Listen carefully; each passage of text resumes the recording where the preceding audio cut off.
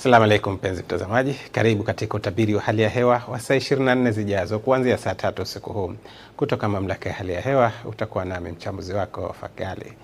Tuanze utabiri wetu kwa kuangalia matarajio ya anga usiku huu, ambapo usiku wa leo ni matarajio yetu kuwa maeneo yote ya ukanda wa pwani ya Tanzania yanatarajiwa kuwa na hali ya mawingu kiasi na yenye ukavu kwa ujumla.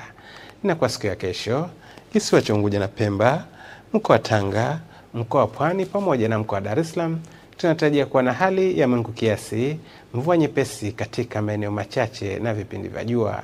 Na kwa pwani ya kusini katika mikoa ya Lindi na Mtwara hapo kesho tunatarajia kuwa na hali ya mawingu kiasi na vipindi vya jua. Pepo za pwani zinatarajiwa kuvuma kwa kasi ya kilomita 20 hadi 30 kwa saa, zikitokea kusini mashariki kwa pwani ya kusini na zikitokea kusini kwa pwani ya kaskazini. Hivyo hali ya bahari inatarajiwa kuwa na mawimbi madogo hadi makubwa kiasi. Na sasa tupate viwango vya joto kwa baadhi ya maeneo ya ukanda wa pwani ya Tanzania.